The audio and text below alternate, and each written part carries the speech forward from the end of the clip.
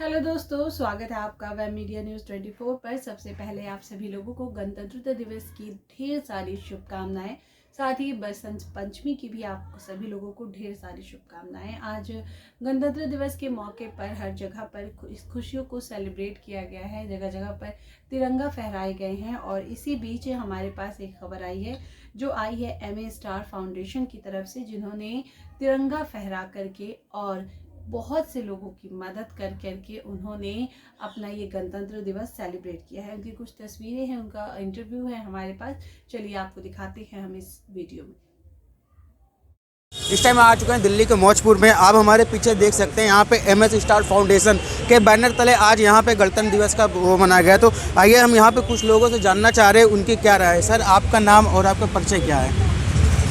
मेरा नाम मोहम्मद दिलशाद कुरैशी है, समाज सेवी हूँ। सर, क्या आप लोगों को, देशवासियों को आप क्या संदेश देना चाह रहे हैं? जैसे कि आज 74वां गणतंत्र दिवस भी है, तो आप लोगों को क्या संदेश देना चाह रहे हैं? बस मैं यही कहूँगा कि जैसे अलीम भाई ने लोगों की फ़िक्र की है और जो समाज से महरूम हैं, जो टांगों से चल नहीं पा रहे हैं, मैं यहाँ देखा कम से कम 100 लोग ऐसे यहाँ पर आए हैं और उनकी इन्होंने मदद की है, सर्टिफिकेट दिए हैं। और अभी मैंने सुना इनके मुंह से ही कि जो महिला हैं उनकी गाड़ी ख़राब हो जाती है तो उसको कहीं भी हो दिल्ली के अंदर एनसीआर में उसको ठीक करने भी जाते हैं। अगर वो इस तरीके से काम देश के अंदर हो रहे हैं तो ये भी एक देश की बहुत बड़ी सेवा है, क्योंकि देश को आज़ाद कराने में जिन लोगों ने बड़ी भूमिका निभाई थी उसके साथ साथ देश के लोगों का ध्यान रखना भी ये भी बड़ी भूमिका है।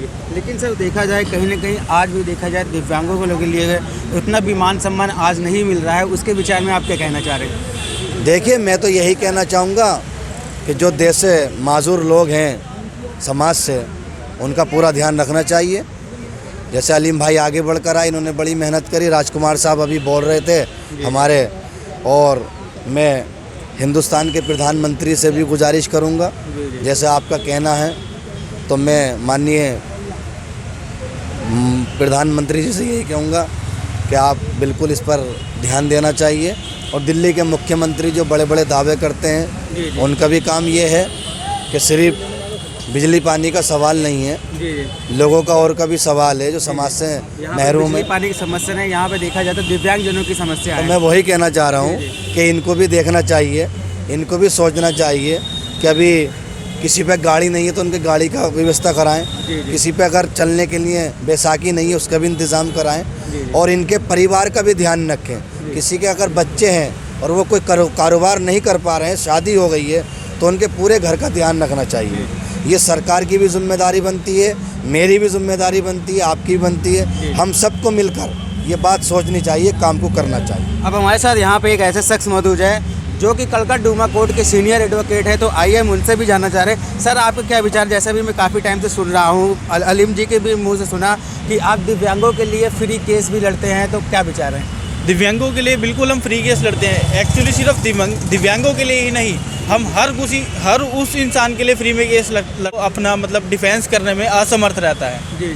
चाहे वो दिव्यांग हो, चाहे कोई भी हो, चाहे महिला हो, चाहे बेटी हो, चाहे कोई भी आम इंसान हो, हम हर किसी के लिए सलाह देते हैं सबको। आइए हम इस टाइम बात करना चाह रहे हैं मोहम्मद अलीम जी से। अलीम जी को तो बहुत देखा जाए तो सोशल मीडिया पे आजकल कहीं ना कहीं वायरल ही होते रहे। तो अलीम जी से जानना चाह रहे हैं, अलीम जी क्या कहना चाह रहे हैं? जैसा है कि 74वां गणतंत्र दिवस भी है, आपने एमएस स्टार फाउंडेशन बैनर तले आपने यहाँ पे गणतंत्र दिवस और झंडा ध्वजारोहण भी किया है, तो क्या कहना चाह रहे हैं आप? मैं पूरे देशवासियों को 74वें गणतंत्र दिवस की बहुत बहुत शुभकामनाएं देता हूँ। और मैं एमए स्टार फाउंडेशन का राष्ट्रीय अध्यक्ष हूँ। आपने देखा होगा कि दिव्यांगजनों के लिए एमए स्टार फाउंडेशन हमेशा आगे रही है, चाहे महिला सुरक्षा हो या दिव्यांग रोजगार हो या दिव्यांग सम्मान की लड़ाई हो या महिला सुरक्षा की हो, इसके लिए हम हमेशा आगे तत्पर रहते हैं।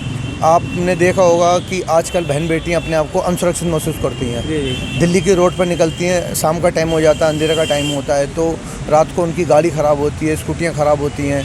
आपने कई जगह सीन भी देखे होंगे। अभी कंजाबला कांड हुआ था, उसकी स्कूटी, रात को स्कूटी से महिला चली, उसका क्या हुआ आप पूरे देश ने देखा, पूरी दुनिया ने देखा। ये हैदराबाद स्कूटी में पंचर हुआ था, उस लड़की के साथ क्या हुआ। तो मैं बहन बेटियों के लिए हमेशा खड़ा हूँ। और मेरा एक ही मुद्दा है कि हमारी जो देश की बहनें हैं, महिलाएं हैं, सेफ रहें, सुरक्षित रहें। और दिव्यांग जन जो है हमारे समाज के लिए एक बहुत महत्वपूर्ण हिस्सा है और इन लोग के बारे में बहुत कम सोचते हैं। अलीम जी, मैं चलिए आपकी बात यही रोकना चाह रहा हूँ। जो ये आपको प्रेरणा मिली है दिव्यांग और महिलाओं के लिए फिल्म स्कूटी सर्विस करना, ये प्रेरणा आपको कहाँ से मिली है? कहाँ से ये जज्बा आया आपको ये सोशल वर्क करने के लिए? जी, मैं पेशे से मैकेनिक हूँ। मेरी एक दीदी हैं, उनकी मैं गाड़ी ठीक करने गया था, तो उन्होंने बोला कि अली आज मेरे लिए आए हो तुम, मेरे जैसे बहुत सारी लड़कियां फंस जाती हैं, क्यों ना तुम सबकी मदद किया करो। जी। तो मैंने जब उनके लिए मदद शुरू की हल्के हल्के, तो मेरे लिए काफ़ी उत्थान मिला लोगों का, काफ़ी मीडिया ने कवरेज दिया और काफ़ी मुझे लोगों ने मोटिवेट किया। और मुझे खुद को भी लगा कि मैं जिस देश में रहता हूँ, जहाँ मैं एक अपना अपशिष्ट मानता हूँ, मुझे उस देश के लिए भी तो कुछ करना चाहिए।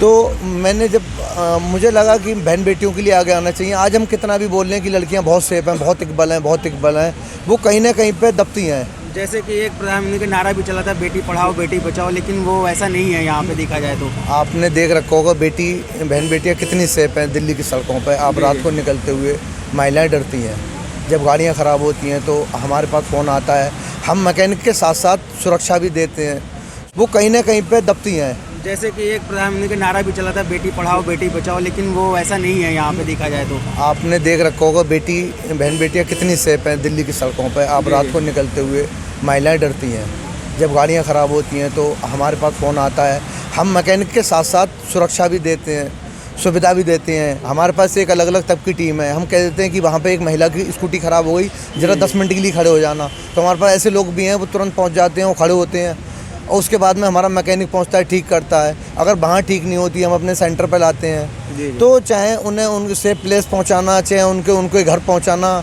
या उनकी स्कूटी ठीक करना, ये मैं मरते दम तक करता रहूँगा बहन बेटियों के लिए। मैं आपको ये देखा जाए जो कि आप ये जो फ्री में सर्विस करते हैं, इसको देखा जाए या दिल्ली गवर्नमेंट या सेंट्रल गवर्नमेंट की तरफ से आपको कोई मुआवजा कराया गया या नहीं कराया गया अभी तक?